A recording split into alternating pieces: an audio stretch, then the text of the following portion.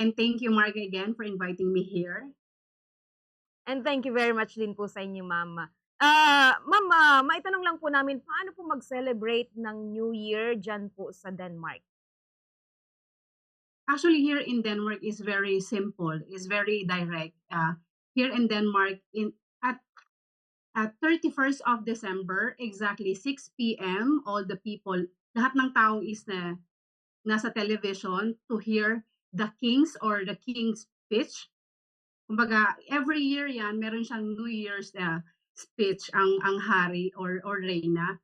So 6 p.m. yun is around 15 to 20 minutes at yun yung inaabangan lahat ng tao dito sa Denmark kung ano yung sasabihin ng ating ng aming king. Oh, and after that, we having a dinner with the family or closest friends. And meron din silang parang siguro mostly dito sa Denmark, hindi na siguro lahat, pero meron silang tradition for past 50 years na nanonood sila ng isang parang comedy thing siya na ang title is Dinner for One. So nanonood sila or yung ibang Danish is ano lang, relax lang or nanonood sila ng film together with the family or friends or close friends. And yun, tapos may midnight jump din yan sila. Parang sa atin, di ba, may jumping tayo at 12 a.m. Meron din sila. Tapos meron din silang typical na champagne at kransekea ang tinatawag. It's a traditional Danish na cake na kinakain dito. And of course, after that is fireworks. Usually ma'am, ano Yes. po yung nagiging message ng, king and queen na kapagka ganito pong, selebrasyon?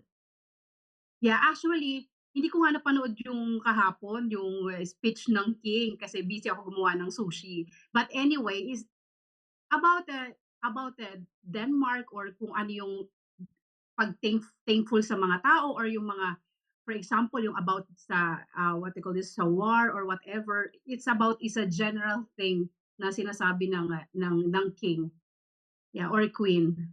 Yeah. Pagdating po sa pagkain ma'am, meron po ba tayong mga pinaniniwalaan diyan sa Denmark na mga pampaswerte? Tulad dito sa Pinas, meron tayo dapat tikoy and kung ano-anong malagkit, merong mga, noodles, na sinasabing pampahaba ng buhay and yung mga bilog-bilog, mga prutas, diyan po kumusta, gano'n din po ba? Tulad din po dito sa Pinas? Actually, dito sa Denmark is very, ano sila, very simple lang talaga yung pagkain nila. Meron silang traditionally na tinatawag na codfish. Yun yung pagkain nila dito, yung codfish. Tapos may boiled eggs. Yung para siyang atsara, pero yung para siyang red cabbage na atsara. Tapos meron siyang fresh horseradish and tsaka creamy mustard na sauce. Pero, yun yung parang traditional nila. Pero yung ano, kumbaga, you decide what you want to eat in the New Year. Tsaka sa kanila kasi hindi sila masyadong naniniwala sa pampaswerte. Like us, we buying the fruits para prosperous or parang mga feng shui or whatever. We we Filipinos talaga na pinaniniwalaan natin yung swerte. But in Danish, hindi sila naniniwala sa swerte dahil ang Danish kasi naniniwala sila na ang good fortune is earned. So that luck isn't something you wait for to coming to you. It's about making your own luck. So pampaswerte wala sila masyado. Kasi ang Danish value is being hardworking, resilient, and realistic sila. Kumbaga nagfo-focus sila doon more sa effort mo. Hindi about sa thing na o pampaswerte siya. Ito kailangan pampaswerte kasi kahit lahat na ng pampaswerte ay nasa iyo o nasa table mo na on the New Year's Eve. If you do it, don't do it by yourself to do it. Wala, hindi ka magiging maswerte. Kung nakahiga ka lang dyan sa kama mo at nag-aantay na may bayabas na babagsak sa'yo and it will not be a good fortune. So good fortune is earned. It's not about all the pampaswerte. But also me, I'm doing it also. I have fruits. I have fruits here and I have the eggs and with the gold coins. I doing that. But of course you need to make it your effort to mix it para total effort siya. Yeah. Opo, gano'n din po yung sinasabi ko, eh, simula pa nung Pasko sinasabi ko sa programa ko na kahit andun na lahat ng mga bilog-bilog sa lamesa ninyo kung, Yes. tamad tamad kayo, hindi pa rin kayo suswertehin. So, Yes, sana mahawaan ng mga taga-Denmark yung mga Pinoy ano na, 'wag tayong umasa sa suwerte na talagang, tulad po ng sinabi niyo na kumilos tayo. Kailangan nating, yes, maging masipag upang swertehin sa e buhay. So, what about exactly. yung ano ma'am, yung, fireworks display meron din po ba niyan sa Denmark, tuwing, Yes, meron New kaming Year? fireworks display also, especially in city like Copenhagen, meron sila dun. But also meron sa mga bawat bahay, sa mga family, nagfa-fireworks sila pero not improvised. Dito sa Denmark is very, very strict about the guns. No guns. We never, even kahit yung mga pulis namin walang barel. And ang fireworks has to be like legit. You need to buy it on the talagang legit na shop na bibilhin mo, and no improvise. It's very strict because if something happens to the people, kaya dapat nakakalungkot kasi sa Pilipinas masyado tayong matatalino, nag-i-improvise tayo ng paputok. So always remember, ang paputok bumili lang sa legit na store, o talagang bumili tayo talaga nung lehitimo. Huwag tayong bumili or mag-improvise. Yeah, that's the most important. Okay, pero yung mga paputok po ma'am meron din tayo diyan, tulad dito sa'tin na pinaniniwalaan na swerte daw kapagka nagpaputok tayo, kaya ang daming napuputukan so parang hindi swerte. So diyan po kumusta yung, okey lang ba yung, kung meron kayong fireworks display, dun bibili sa legit na mga tindahan, yung tulad dito Yes. sa'tin na may 5 star kahit pinagbabawal merong marami kang mabibili, ah ginagawa po ba 'yan diyan sa Denmark tuwing, New Year yung pagpapaputok? Yes, fireworks only for the adult people, never kids. Never ako nakakita ng mga batang nagpapaputok dito dahil talagang kumbaga ini-educate yung mga bata na hindi pa sila adult enough para maglaro ng fireworks, or else some things will happen.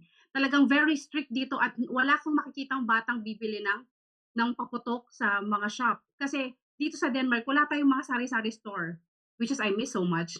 But here in Denmark is only on the shop that you can buy with the legit and with the permission na bumili, and adult. No children is allowed to buy any fireworks. Yun.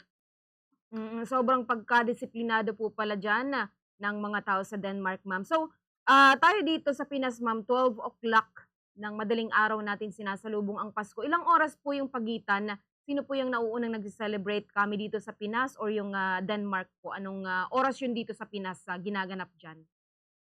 Yes, we it's winter time, so 7 hours behind. So ang Philippines yung nauuna mag-celebrate ng New Year.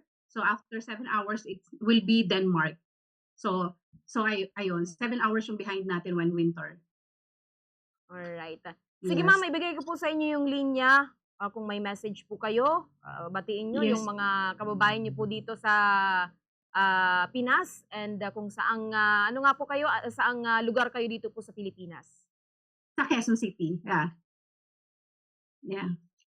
Yes. Maraming maraming salamat again to you, Marga, for inviting me here, even short notice.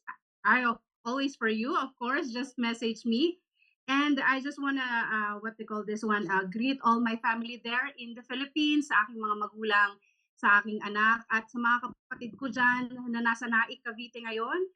Doon sila ngayon nagse-celebrate, at sa lahat ng friends ko dyan, at kay Marina, welcome back to Denmark. Kay Jonalyn, congrats sa new baby dyan in Greenland. May and family, Gary, enjoy the K in the UK. And sa kay Chantal and family, at sa pogi kong anak na si Pong, sa mga kapatid ko, at sa mga kamarites ko dito sa Denmark na sina Mavi, Celine, Norabel, Melissa, Rhea, Che, and Lori, and si Elamin Familia there in Pobonhol, good Knut o also sa lahat ng mga Pilipino all over the world, and yes, and dito sa Denmark, gusto ko kayong batian lahat ng happy happy New Year, and always remember, good fortune is earned. Don't wait for your luck. And yan, thank you, Marga. Ma'am, Isa na lang po, maaari ba naming marinig ang, battle cry ng Bombo Radio Philippines, yung Basta Radyo Bombo. Yes! Mula dito sa Denmark, I'm Leah Paulsen. Basta Radyo Bombo! Yun, yun. Yun talaga yung the best. Thank you very much po, mama. Maraming salamat po sa inyo, sa inyong oras, and parang, dinala niyo kami diyan sa Denmark. Thank you very much. Happy New Year and mabuhay po kayo.